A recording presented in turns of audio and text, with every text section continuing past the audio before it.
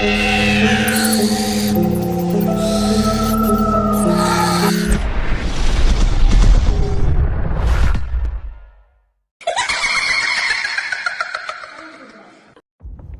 के इस श्रापित पहाड़ पे कभी ट्रिप प्लान मत करना, वरना कभी वापस नहीं आ पाओगे। नमस्कार दोस्तों, डेविल आई के इस एपिसोड में मैं ऐसी कहानी उन 4 दोस्तों की लेकर आई हूँ जिसके साथ ऐसी घटना घटी कि जिससे उनका पूरा जीवन ही बदल गया। आइए जानते हैं ऐसा क्या हुआ था उनके साथ। इस कहानी के 4 किरदार हैं, प्रिया और उसके दोस्त रवि, साहिल और विजय। मुंबई शहर में रहने वाली प्रिया नाम की लड़की अपने दोस्तों के साथ शिमला जाने का प्लान बनाती है और सभी शिमला जाने के लिए बस में बैठ गई। कुछ समय बाद प्रिया सफर में थक गई थी, इसलिए बस में ही सो गई। अचानक प्रिया की नींद खुली, तब उसने देखा कि बस में कोई नहीं था। बस का ड्राइवर भी बस में नहीं था और बस अपने आप ही चल रही थी और उसके सारे दोस्त भी बस में नहीं थे। ये सब देखकर प्रिया डर जाती है और प्रिया जोर जोर से चिल्लाने लगी और उसे लगा कि उसके पीछे कोई तो खड़ा है। जैसे ही उसने पीछे मुड़कर देखा, वहां एक औरत बैठी हुई थी जिसका चेहरा जला हुआ था। ऐसा लग रहा था मानो किसी ने एसिड फेंक दिया हो। ऐसा भयानक चेहरा देखकर प्रिया ने चिल्लाना शुरू कर दिया, बचाओ बचाओ, कोई तो बचाओ। और अचानक प्रिया की नींद खुल गई। वो एकदम डरी हुई और पसीने से पूरी भीगी हुई थी। पास में बैठे उसके दोस्त विजय ने उसे पानी की बोतल दी और बोला, शायद तुमने कोई सपना देखा होगा। कुछ ही देर बाद वे सभी शिमला पहुंच गए और एक होटल में कमरा ले लिया। दूसरे दिन वो सब साथ में मिलकर होटल के पास वाली पहाड़ पे घूमने जाने का नक्की किए। करीबन आधे घंटे में वो सब पहाड़ के सबसे ऊंचे शिखर पर पहुंच गए। वहीं से नीचे देखने पर घने घने पेड़ पौधे काफी सुंदर दिख रहे थे। अचानक साहिल चौंका और बोला, अरे नीचे देखो, कोई खड़ा है, लगता है कोई औरत है। रवि और विजय भी देखने लगे, लेकिन उन्हें कोई दिख नहीं रहा था और बोले, तो पागल हो गया है क्या? इस घने जंगल में कोई औरत कैसे आ सकती है? तुम्हें शायद कोई भ्रम हुआ होगा। उसके बाद वे सब खुली जगह पर चले गए। रात होने वाली थी, इसलिए वे सब ने पहाड़ पर ही रुकने का फैसला लिया।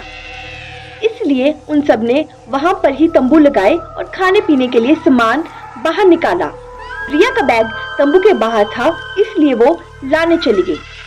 तब वहां पर उसे किसी की आवाज सुनाई दी।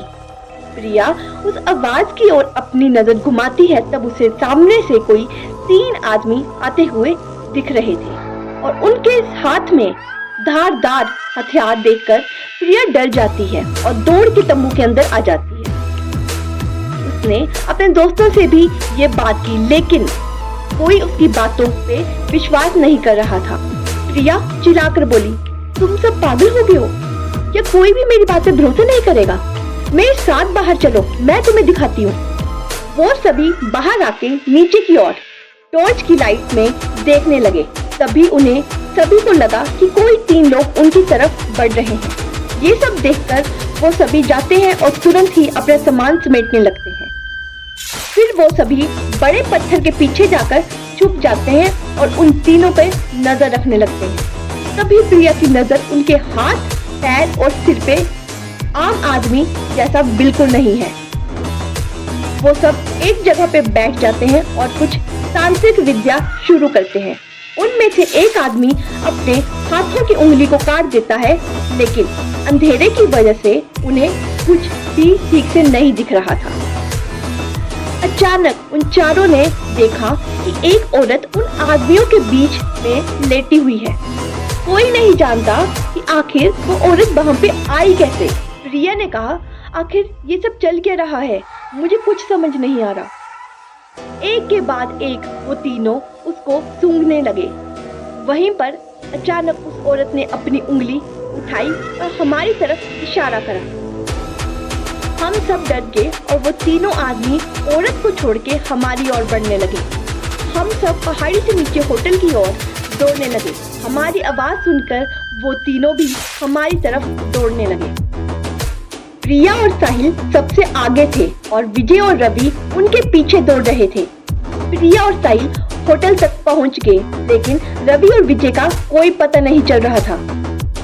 हमने होटल वालों से उनके बारे में सभी बातें बताई।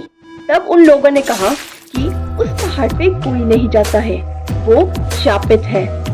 जो भी जाता है वो कभी वापस नहीं आता। ये तो तुम्हारी किस्मत थी कि तुम वापस आ गए, लेकिन हमारे दोस्त रवि और विजय कभी वापस लौट के नहीं आए। हमने उन्हें बहुत ढूंढा, पुलिस कंप्लेन की, लेकिन आज तक पता नहीं चल पाया। दोस्तों, अगर आपको मेरी ये कहानी पसंद आई हो तो शेयर जरूर करें और भी भूतिया कहानी सुनने के लिए मेरे चैनल को सब्सक्राइब करो और बेल आइकन को प्रेस करो ताकि आपको मेरी सारी नोटिफिकेशंस मिलती रहें। धन्यवाद। आज की कहानी यहीं विराम लेती है।